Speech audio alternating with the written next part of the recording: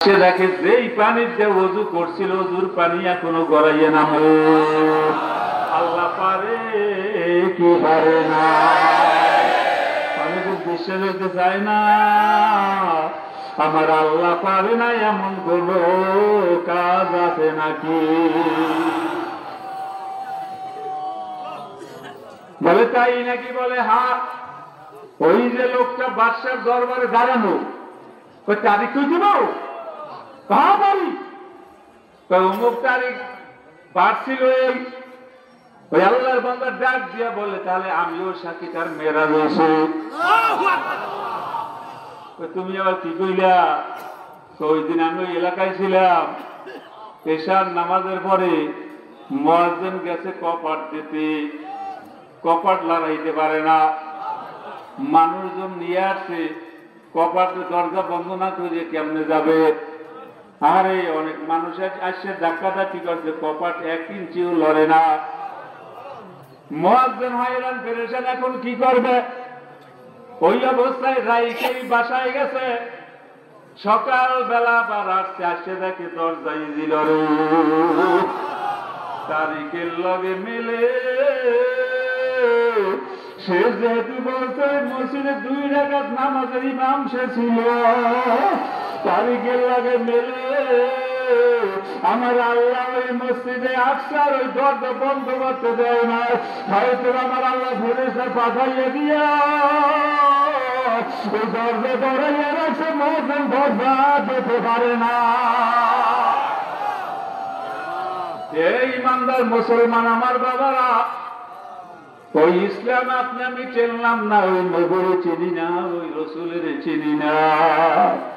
ও বাজার, এই জন্য দেখেন আমার মাওলারে পছন্দ লাগেনি।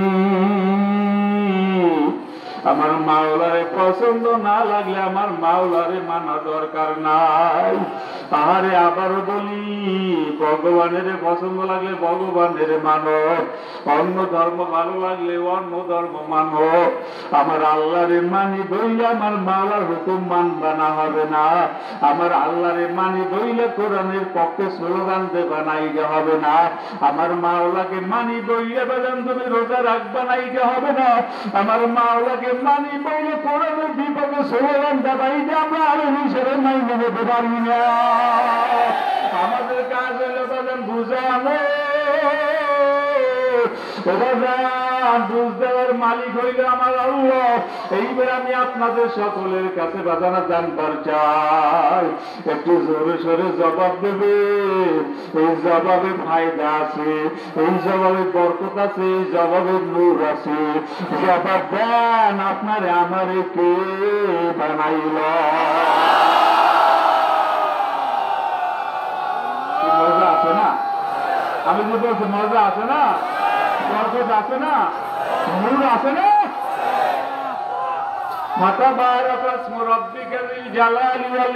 আল্লাহ বলছে এই নামটার মধ্যে বরকত ভরা, এই নামটার মধ্যে নূর ভরা, এই নামটার মধ্যে রহমত ভরা, এই নামটার মধ্যে আশিকদের জন্য গেরান ভরা। আশিকেরা মাশিকের গেরান পাবে, যাদের নাক নাই তারা পাবে না।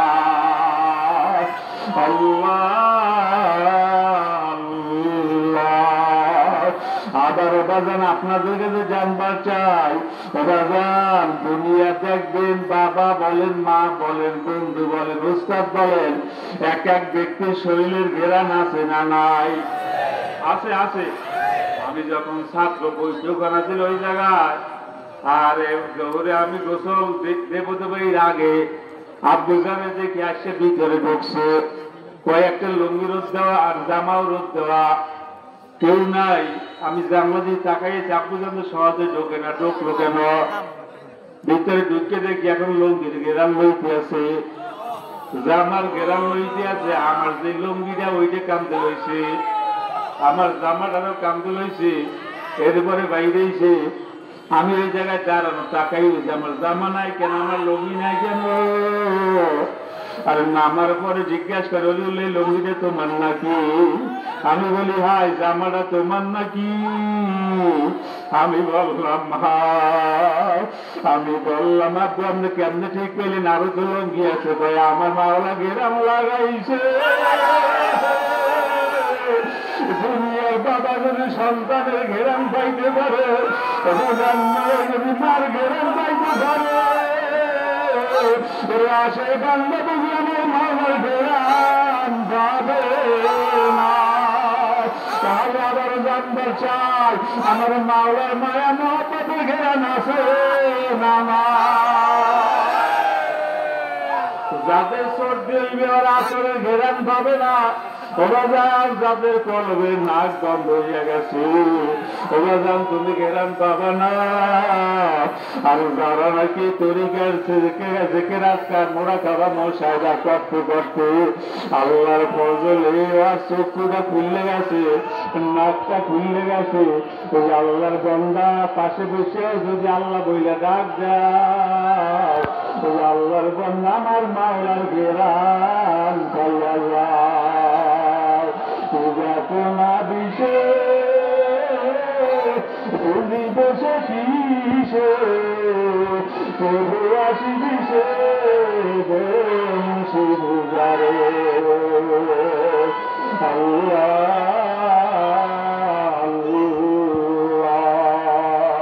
আল্লাহ নামি গুয়ান আজ দুনিয়া বাবা দরকারে উদাসীবাস।